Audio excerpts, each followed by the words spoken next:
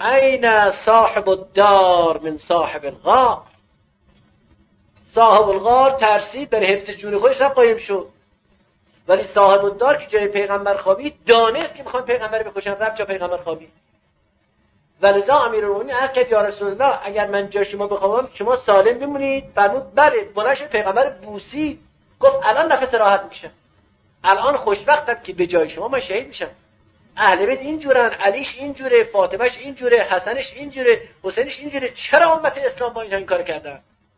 چرا کاری که با مشرکین نمی‌کردن، با منافقین نمی‌کردن، با مکذبین به آیات الله نمی‌کردن؟ اون خانه زهرا سلام الله علیها که گفت هیزم بیاری، گفتن که در خانه کسیست و گفت باشه. گفت در خانه دختر پیغمبر. گفت و این باشه، باید آتش در دختر پیغمبر رو، برای که ما بتوانیم مقام خلافت رو غصب کنیم. تا بتوانیم مقام خلافت غصب کنیم دختر پیغمبر باید پهلوش شکست، باید در نیز سوخته زد.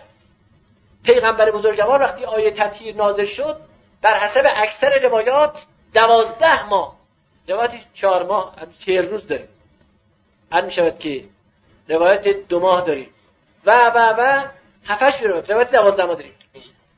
12 ماه یا 18 ماه من یادم نیست نوشتم، 17 ماه در تفسیر.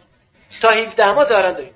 تا 17 ماه پیغمبر مر ماهی 30 روز و هر روزی 5 وقت نماز، 5 ضرب در 30 ضرب در 17 کنید ببینید چقدر میشه. در این تعداد پیغمبر وقتی آیه تطهیر نازل شد هر وقت میرفت نماز میستاد در خانه علی و فاطمه، السلام علیکم یا اهل بیت النبوة. چرا میخواد خرفهم کنی اینا رو؟ گفتم نداشت. چرا؟ چه ارتباطی دارد این آیه با خانه علی و زهرا؟ چرا؟ برای چی میخواد خرفهم کنی؟ بابا این خانه است که پیغمبر در طول 17 ماه در هر نماز ایستاد السلام علیکم یا اهل بیت النبوة، بدان اهل بیت نبوت است. در این خانه که جبرئیل بدون اجازه وارد نمیشه، پیغمبر میشه سلام میکنه، تو لگد میزنی در این خانه و در آتش میزنی و پهلوی زهرا رو میشکنی و محسن سقف میکنی. من در کتاب وحی کودک یادم نوشتم در بشارت اهدیم که 1/3 از ستارگان آسمان سقط کردن، سقوط کردن. این اشارت به جریان سقط محسن سلام الله علیه با اون ضربه‌ای که اون اژدها زد در وحی کودک، نبوت حیلت، با اون ضربه‌ای که اون اژدها با دم خود زد، یعنی اون ضربه‌ای که به پهلوی زهرا سلام الله علیها خورد، 3 ستارگان آسمان سقوط کرد. 2 پسر بیشتر نموند.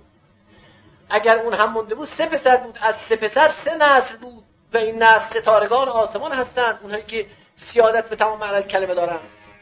السلام علیک یا ام الزهرا ایتها المظلومه المنکوبه المغصوبه المرضوده، صلوات الله و سلامه علیک و علی ابیک و علی بعلک و علی بنیک و علی احفادک.